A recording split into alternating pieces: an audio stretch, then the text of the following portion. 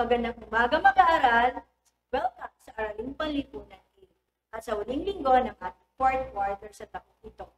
Bago tayo magsimula, gaya ng sinasabi ng inyong mga guro, siguraduhin nyo'y nakahanda ang inyong mga kagamitan, kabilang na ang inyong mga notebook, papel, ballpen, at ang inyong self-learning module. Ako nga pala si Gina Florina Abreu ng Maysan National High School. Iikot ang ating talakayan tungkol sa mga pandaigdigang, organisasyon, pangkat, at alyansa. Para sa ating tiyak na layunin, napapahalagahan ang mga pandaigdigang organisasyon, pangkat, at alyansa. At para naman sa ating most essential learning competency, napapahalagahan ang bahaging ginagampanan ng mga pandaigdigang organisasyon sa pagsulong ng pandaigdigang kapayapaan, pagkakaisa, pagtutulungan at kaunlaran. Ngayon naman ay ating balikan ang ating mga tinalakay noong week 7 tungkol sa epekto ng Cold War, ideolohiya at neokolonyalismo. Alam niyo ba yung larong tinatawag natin 4 pigs in 1 word? Magaling! So para sa ating unang katanungan, ihanda ating mga notebook. Okay, magsisimula ang ating timer sa loob ng 5 sa 10 segundo. Timer starts now. Narito ang unang larawan. Ito ang isa sa mga bansang makapangyarihan noong World War II. Tingnan natin kung tama ang inyong mga kasagutan. Tama. Ito ang bansang Amerika. Okay. Para naman sa ating ikalawang larawan, ito naman ang bansang nagtutunggali o patunggali ng Amerika. Starts now.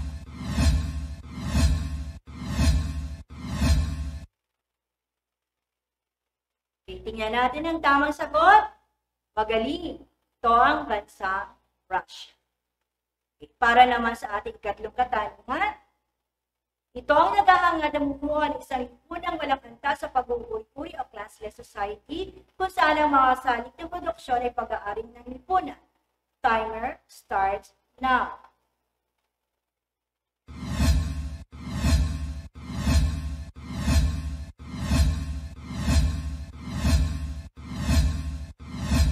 Okay, tingnan natin ang tamang sagot. Tama. Komunismo. At para sa ating kasunod na katanungan, ito ang kapangyarihan ng pamahalaan na nasa kamay ng mga tao. Maaaring makilahok ang mga mamamayan ng tuwiran o di-tuwiran. Timer starts now.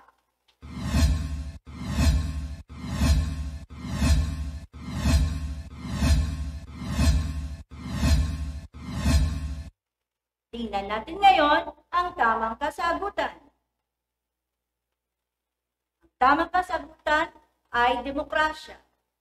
Napakahusay. Okay naman, para sa huling katanungan. Ito ang tunggalian ng ideolohiya ng dalawang makapangyarihang bansa, ang United States at ang Union Soviet. Timer starts now.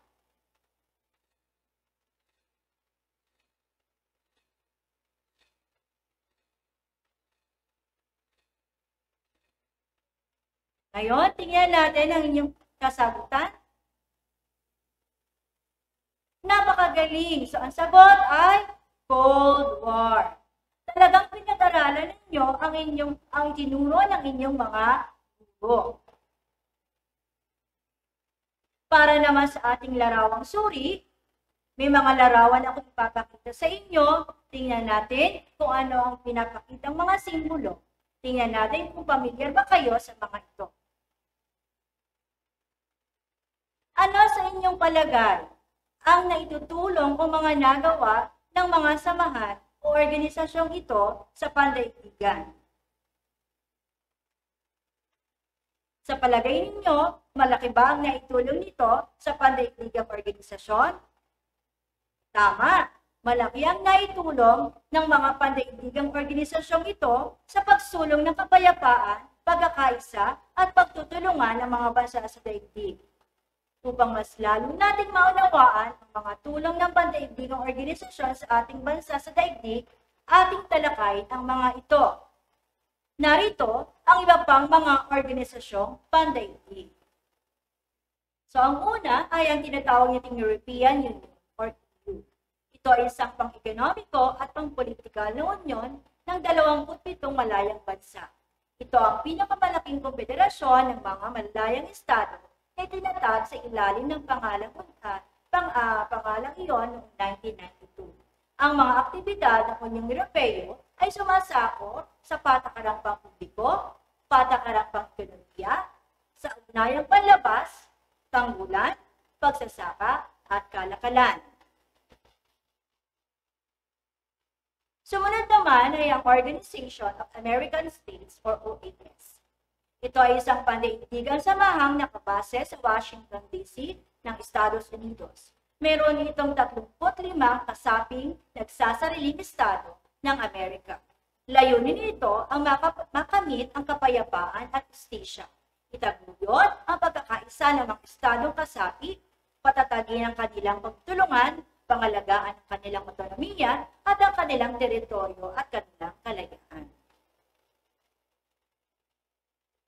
Sumunod naman ay ang Organization of Islamic Cooperation or OIC. Ito ay isang international na organisasyon ng 57 estado. Ito ay samahan ng mga bansang Muslim na naglalayong siguraduhin at protektahan ang interes mula sa pamamagitan ng pagsulong ng kapayapaang, pandaigdig at pagkakaunawaan. Sumunod naman ay ang Association of Southeast Asian Nations ay tinatawag natin ASEAN. Ito ay isang organisasyong geopolitikal, ekonomikal at pangkultural na bansa sa Timog Silangang Asya. Ang mga layunin sa mahang ito ay maitaguyod ang paglago ng ekonomiya, kaunlarang panlipunan, pagsulong ng mga kultura ng mga bawat kasapi at pagpapalaganap ng kapayapaang pangreligiyon. Sumunod ay ang tinatawag nating World Bank o WB. Ito ay isang pandaigdigang bangko na nagbibigay ng tulong pananalapi at teknikal sa mga bansang umuunlad para sa programang pangkaunlaran, tulad ng mga tulay, kalsada, paaralan, at iba pa na may layunin sa pagpapababa ng antas ng kahirapan. Sumunod ay ang tinatawag nating International Monetary Fund. Ito ay isang organisasyong internasyonal na pinagkakatiwala ang mamahala sa pandaigdigang sistema ng pananalapi sa pamamagitan ng pagmamasid ng mga halaga sa palitan at balansa ng kabayaran. Gayon din ang pag-alok ng teknikal at pinansyal na tulong kapag ito ay hinihingi. Sumunod naman ay ang World Trade Organization or WTO. Ito ay isang organisasyong pandaigdig na tinatag upang mapamalas o mapamalaan at magbigay ng kalayaan sa kalakalang pang-internasyonal. Ang WTO ay nabuo noong Enero 1 or 1995, kahalili ng pakalatang kasunduan ng mga taripa at kalakalan or GATT. Sumunod, ang ASEAN Free Trade Area or AFTA. Ito ang isang kasunduan ng hanay ng mga sa pangkalakalan na kapisanan ng mga bansa sa Timog Silangang Asya na nagtataguyod ng mga pampagawaang pambuok o local manufacturing sa lahat ng mga bansa sa ASEAN. At ang panghuli, ang North American Free Trade Agreement o yung tinatawag natin NAFTA. Ito ay isang kasunduan na nilagdaan ng Canada, Mexico at United States na lumikha ng trilateral trade bloc sa North America. Ito ang nagbigay visa noong 1994 at nagbigay daan sa pagkakabuo ng isang trade bloc na maituturing na pinakamataas na pinagsama-samang purchasing power parity ng gross domestic products o GDP.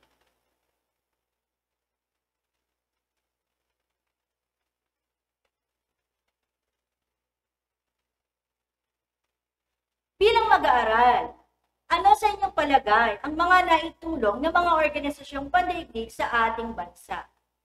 Paano mapapanatili ng mga organisasyong pandaigdigan ang pagkakaroon ng kapayapaan at pagkakaisa sa daigdig?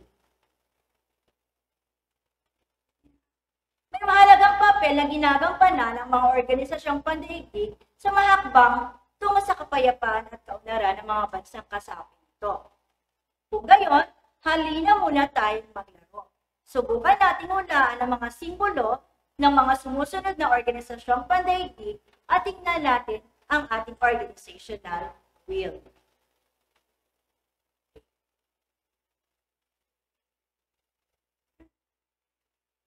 So, paikutin natin ang ating organizational wheel.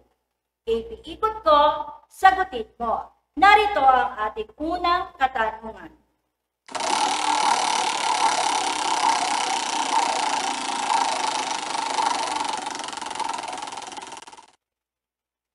Ano kaya ang tamang sagot? Tama! Ito ang simbolo ng World Bank. Para naman sa ating dalawang katanungan, iikot ko, sagutin mo.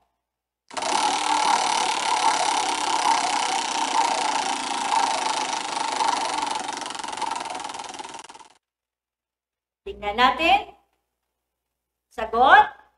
Tama, International Monetary Fund or IMF. Para naman sa ating ikatlong katanungan, iikot ko, sagutin mo.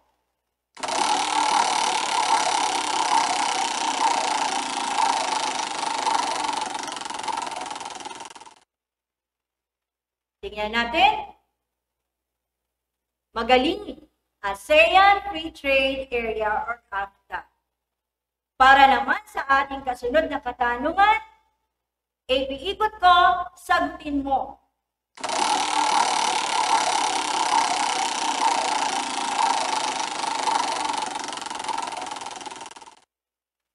Tingnan natin ang kasagutan. Magaling. Association of Southeast Asian Nations o ASEAN. At para sa ating huling katanungan, iikot ko, sagutin mo.